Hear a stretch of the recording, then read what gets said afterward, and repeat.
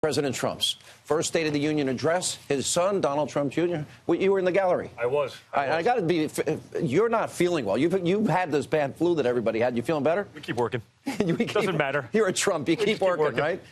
I watched, and look, I'm a conservative, and I talked to a lot of friends during the speech tonight.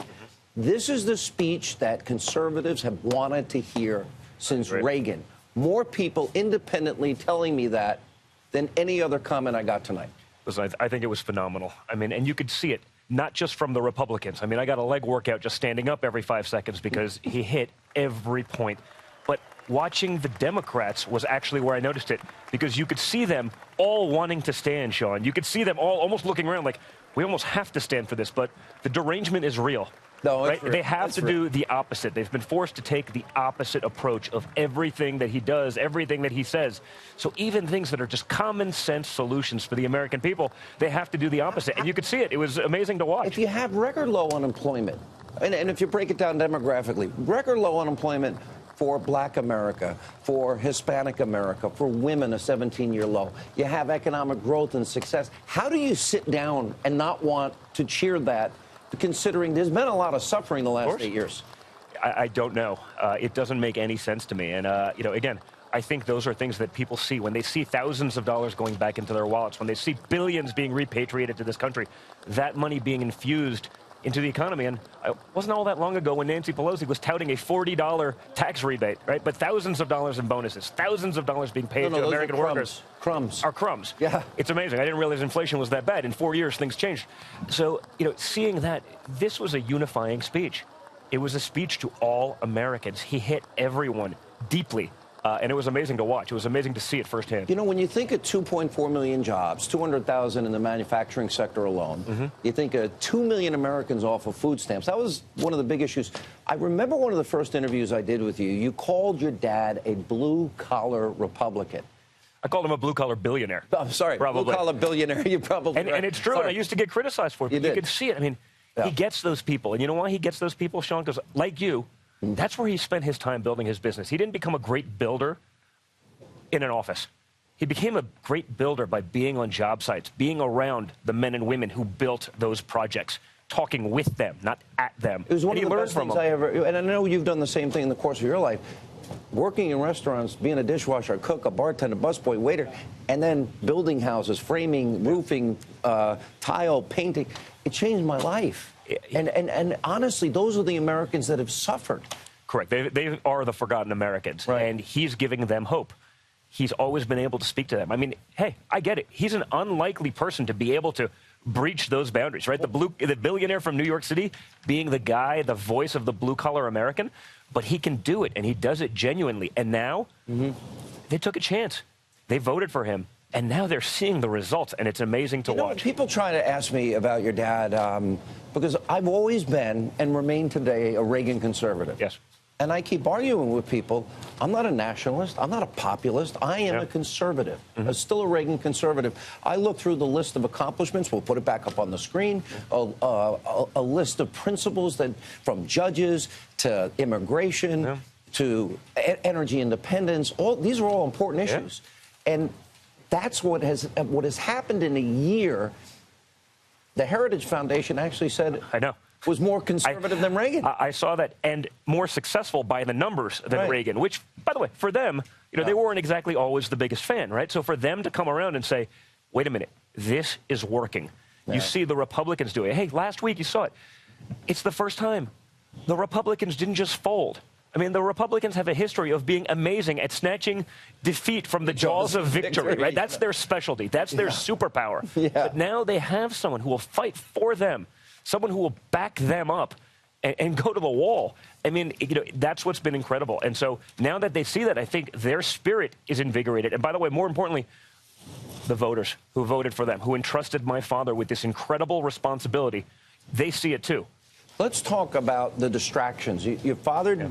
All the accomplishments had to be achieved in an environment of, I would argue, historically unprecedented hatred, vitriol, conspiracy theories, lies. You yourself have been, you know, by the way, I thought I was tough on Twitter at one point. I can't compare to you or your dad. Well, listen, you know, when you've gone through what we've gone through, the amazing thing is, though, the media, the left, they went so all in on this conspiracy theory because they couldn't figure it out. How could this guy do this to, our anointed one, our chosen one, with 1/10 the money, 1/10 the staff? They did it because they were actually speaking to real Americans. So they couldn't find, so they needed these things to be true.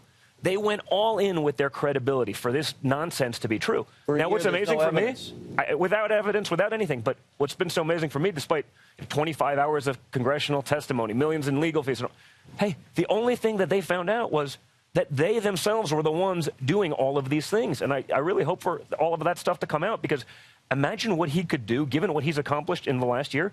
Imagine what he can do without this fictitious baggage. Imagine what he could do if he was just unleashed to actually fight without all of those distractions. I say this often, and I spent a lot of time. It was about a year ago when we first reported on this program with John Solomon and Sarah Carter that, in fact, Trump Tower had been, there was a warrant, a FISA warrant. Mm-hmm. There had been spying going on. Yeah. Now we learn a lot of the background. Imagine if your dad fixed the primary, had it rigged against 16 other people. Imagine if James Comey and other FBI agents rigged an investigation, exonerated your father before actually investigating. Yeah. Imagine if your dad did paper Russian propaganda through a dossier, and imagine that dossier was used as a foundation for a warrant against Hillary. Let's reverse roles here. What would... you can't even fathom. You can't. I mean, if you heard about this stuff going on in Angola, you'd say, wow, that's terrible. Yeah. But it's happening in our backyard. Scary. This isn't a banana republic. I mean, this is the United States of America. And for this to be going on at that level, and again, I think we have to make the distinction, because you heard it tonight. My father is fighting for the guys in law enforcement and all of those agencies. But the boots, not the suits that are the lawyers at the top, they're not the same. Okay, I was at the floor of the SHOT Show last week, right? And I had 15, no less than 15, FBI agents, both active and retired, come tell your father to keep going, because those guys on the 7th floor, they're tarnishing my badge, the blood, sweat, and tears that I put into for decades. Wow. So they get the same remarks. They get that he's still fighting for law enforcement, for the military, all the things that he promised. But there's a difference between those boots and those suits at the top. Those suits, what we're seeing, the corruption is real. And when you look at it, what other conclusion can we draw? That this is the prior administration effectively weaponizing the DOJ and the FBI. One of the things that he said tonight that really stood out to me is, for example, people have different diseases. Maybe they've been given a death sentence. Yes. And we have government bureaucracy that prevents people from making choices. Maybe they want the right to experiment with a drug that we're told is promised. What do you have to lose? Nothing. But the government, those people behind me over there in the freezing cold, yes, they don't care. No, they want any chance at life, and we should be giving it to them. Give it to them. Give it to them. And enjoy by the way, life. It would encourage medical development. Right. It's not always going to work. Okay, it's not. But when it does, think of how fast we can expedite those things, getting other people those same medications. By the way, he used the example for me, I relate to it best as a builder, right? The road example. We built the Empire State Building in a year. Now it takes 10 years to get a permit to build a little county road. No. 10 years to get a permit just to start. It's true. Let alone actually building it. Those are the things, those are the regulations that he's cutting, the nonsense, the layers and layers and layers of government bureaucracy. We don't need them. No. This country got to where it is without all of that. One of the amazing statistics, and I always pride myself on giving out a lot of statistics. I don't know if you've heard a few of them. Once or twice. But when he said that they eliminated more burdensome regulation than every other president combined. In 1 year.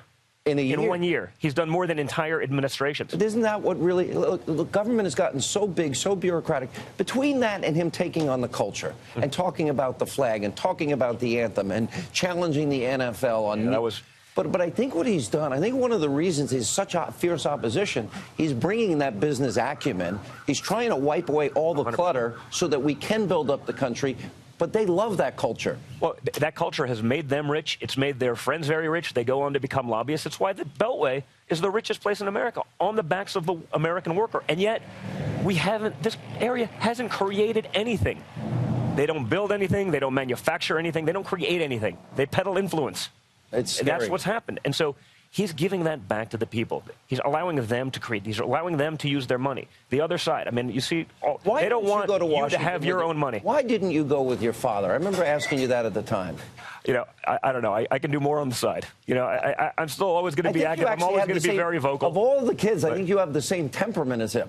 Maybe that's why we don't want to be in the same room together. That personality may not always work. But, you know, I'm just as an American and as a father of 5 young kids, I'm so proud to be able to watch what he's doing, because I want to make sure that they grow up in an America that I grew up in. And they can experience those same freedoms. When you look at the attacks on so much, I mean, today when I'm looking at some of the Democrats, you know, they don't stand up for God, okay? Reluctant to stand up for the flag. They don't even think about standing up for the anthem. I'm watching it in this room, and I'm saying, I can't even believe. People are going to say, he's saying it anyway. Sorry, some. 2 of them didn't. Okay. Yeah. But, you know, the vast majority, you can say reluctantly, oh, God, I got to do it because otherwise I may get some heat. I mean, that's not what this country is about. And he's taken that culture on, and he's hit them hard. But that's the swamp. It is. That's the sewer. And that's why you need someone from the outside. I'm sorry you're sick. Glad you could make it anyway. And always good to see you. We appreciate you being with us. Good to be with you.